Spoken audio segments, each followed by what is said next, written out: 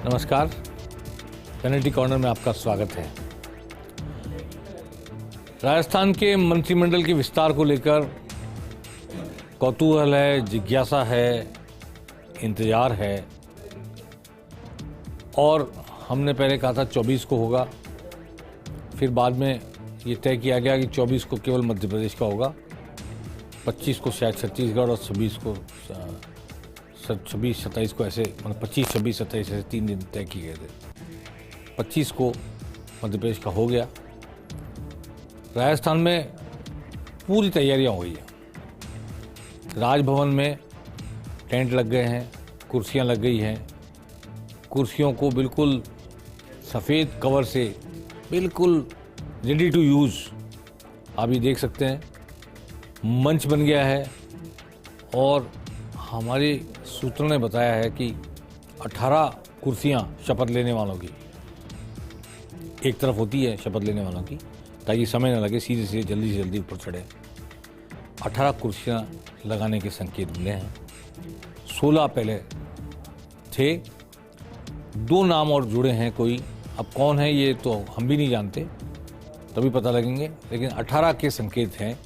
18 कुर्सियां होनी चाहिए और प्रशासनिक जो लोग देख रेख करते हैं सब चीज़ों की और जिनका अनुभव है पुराना, उन्होंने एहतियातन 2-3 कुर्सियां अतिरिक्त रखी हुई हैं कि एन वक्त पर मान लो 2-3 नाम बढ़ भी जाए तो 18 से 21 तक भी जा सकती है सूची। उसकी तैयारी प्रशासनिक दृष्टि से है, राजनीतिक नहीं कह रहा मैं।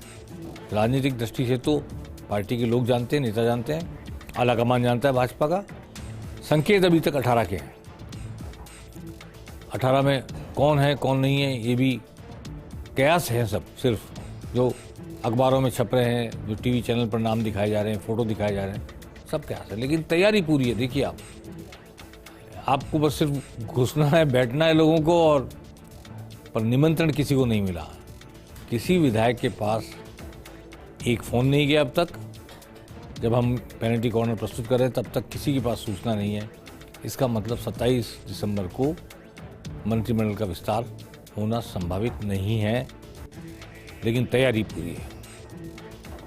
कल प्रधानमंत्री नरेंद्र मोदी 12:30 बजे विकसित भारत संकल्प यात्रा के लाभार्थियों से बात करेंगे और पूरे देश में लाइव दिखाई जाएगी। और ये निर्देश हैं सभी सांसद, सभी विधायक, सभी मंत्रीगण पूरे देश भर में और सभी प्रदेश इकाइयां जगह जगह पर लाइव टेलीकास्ट देखने के लिए जिम्मेदार आदमी बैठे। इनमें एमएलए साहिबान होंगे, सांसद होंगे और जहां मंत्री बन गए हैं वो मंत्री होंगे। तो इस दृष्टि से कल 12:30 का ये कार्यक्रम 2-2:30 बजे तक चलेगा ऐसा लगता है। तो उसे देखते हुए ये संभावना बिल्कुल नहीं लगती कि कल कोई मंत्रिमंडल का विस्तार शपथ ग्रहण समारोह हो सकता है। तैयारी भले पूरी हो, पर कोई तिजारा बैठा होगा और कोई पोकरण बैठा होगा और उनको शपथ लेनी होगी, तो कैसे आ पाएंगे कल के कल। इसलिए मुझे भी लगता है कि ये बात परसों तक खींचेगी। अलबत्ता ये जरूर पता है कि थोड़ी सी खींचातानी है, कुछ लोग बनना चाहते हैं, दबाव बना रहे हैं अपना। उनको अंदेशा है कि उनका नाम शायद नहीं है। तो चलता है पॉलिटिकल सिस्टम में, एक अनार 100 बीमार भी होता ही है, पर आला कमान को तय करना होता है। उसकी प्रायोरिटीज होती है आला कमान की, उन प्रायोरिटीज के अनुसार तय किया जाता है। उनके अपने मापदंड होते हैं, उन मापदंडों के अनुसार तय किया जाता है।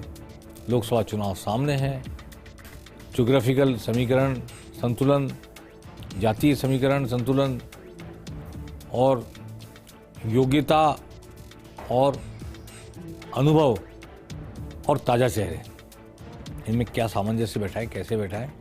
खासतौर पर चिकित्सा मंत्री कौन बनेगा, लॉ मिनिस्टर कौन बनेगा, संसदीय कार्य मंत्री कौन बनेगा, ये ऐसी सवाल हैं जिनका उन योग्यताओं से संबंधित है, जो उन अनुभवों से संबंध है जो विधायक के रूप में लोगों के पास हैं या फिर इनके पास नहीं है। वैसे तो हमने ये भी देखा है अपने पत्रकारिता काल में कि जो ग्रेजुएट नहीं है वो भी उच्च शिक्षा मंत्री बन जाता है, अलग बात है। लेकिन लॉ मिनिस्टर को तो कानून जानना ही चाहिए, मैं समझता हूँ। संसदीय कार्य मंत्री को विधायी प्रक्रिया को समझना ही चाहिए, जानना ही चाहिए। देखते हैं, कल नहीं तो परसों, इंतजार अभी जारी है। मुख्यमंत्री भजनलाल शर्मा आज श्रीकरणपुर के दौरे पर गए। श्रीकरणपुर में विधानसभा का चुनाव है, एक सीट बची है। गुरमीत सिंह कुन्नर कांग्रेस के प्रत्याशी थे, निधन हो गया। उनके बेटे को कांग्रेस ने टिकट दे दिया है। सिर्फ कांग्रेस को ये आज़ादी थी कि वो अपना प्रत्याशी खड़ा कर सकते हैं नया, बाकी सब दलों के प्रत्याशी वही हैं। सुरेंद्र पाल सिंह टीटी पूर्व मंत्री बीजेपी के प्रत्याशी हैं। आज उनके समर्थन में सभा की मुख्यमंत्री भजनलाल ने। सभा से पहले गुरुद्वारे गए, मत्था टेका, अरदास की, और आज गुरु गोविंद सिंह के जो शहजादों का बलिदान दिवस, उस अवसर पर उन्होंने उनको नमन भी किया, उनकी शहादत को याद भी किया, सलाम भी किया। शहीद उधम सिंह की भी आज जयंती मेरे ख्याल से, और उधम सिंह की जयंती पर भी उनको याद किया, किस तरह अंग्रेज़ों को उन्होंने मारा और भारत की आज़ादी की लड़ाई में योगदान दिया। इस अवसर पर उन्होंने कांग्रेस पर हमला बोला, कहा कि जो लोग शर्ट के ऊपर जनोई पहनते हैं वो एक्सपोज हो चुके हैं। कांग्रेस नेता बोलते थे 100 रुपये बेचते हैं, 25 पैसे नीचे पहुंचते हैं। हालांकि राजीव गांधी ने 15 पैसे बोला था, इन्होंने 25 बोल दिया होगा। अब 100 के 100 नीचे आते हैं, और अलग अलग कई योजनाएं पाकिस्तान के साथ तस्करी को रोकने के लिए, और फिरोजपुर फीडर में की डीपीआर तैयार की जाएगी। इंपॉर्टेंट बात यह है। दूसरी बात, ये गंग नहर के पानी की सुचारू व्यवस्था की जाएगी, खालों का निर्माण किया जाएगा, दुरुस्त किए जाएंगे खाल। ये बड़ा इशू है गंगानगर में, वहाँ पे खालों को निर्माण वो बहुत ही टूट फूट हो जाती है, पानी फैलता है, प्रॉपर नहीं पहुँचता खेतों में, बह जाता है फिजूल। उसका दुरुस्तीकरण भी एक बड़ी समस्या है, इसको उन्होंने एड्रेस करने की कोशिश की। आइए सुनते हैं मुख्यमंत्री भजनलाल शर्मा ने आज क्या कहा श्रीकरणपुर दौरे के दौरान।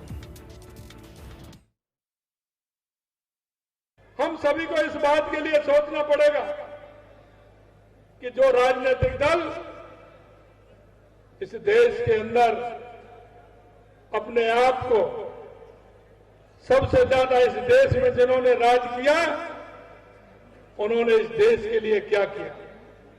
मैं आपसे कहना चाहता हूं कि वो राजनीतिक दल जिन्होंने सिर्फ तुष्टीकरण के आधार पर, जाति के आधार पर और गरीबी का नाम लेकर के इस देश पर राज किया, हम उनसे पूछना चाहते हैं, इस देश के अंदर आपने जिस तरह से गरीबी के नाम पर वोट लिए, मैं धन्यवाद देना चाहता हूं यूसुफ जी, हमारे प्रधानमंत्री नरेंद्र मोदी जी को 2014 के बाद इस देश के राजनीतिक दलों को और राजनीतिक नेताओं को बदलने के लिए मजबूर किया है।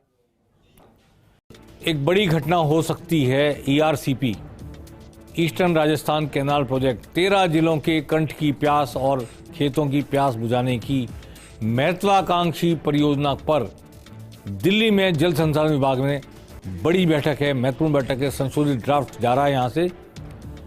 ये बड़ा मुद्दा बनाया था कांग्रेस ने ईस्टर्न राजस्थान में, और कहा था कि क्योंकि राजस्थान में कांग्रेस सरकार है, इसलिए ईआरसीपी को केंद्र अपना नहीं रहा है, राष्ट्रीय योजना नहीं बना रहा है, राष्ट्रीय परियोजना बनाया जाए। अब राष्ट्रीय परियोजना बनती है या नहीं बनती है, लेकिन केंद्र अपने हाथ कितने खोलता है।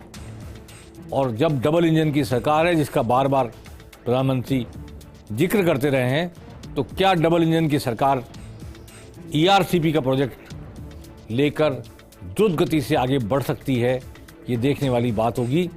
और क्या दौसा, सवाई माधोपुर, करौली, भरतपुर, धौलपुर, अलवर, ये सारे जिले हैं ईस्टर्न राजस्थान कैनाल प्रोजेक्ट में आते हैं, क्या इनकी कंठ की प्यास और खेतों की प्यास बुझाने की तरफ गंभीरता से कल कोई कदम उठाया जाता है? कल इस पर बात करेंगे पेनल्टी कॉर्नर में।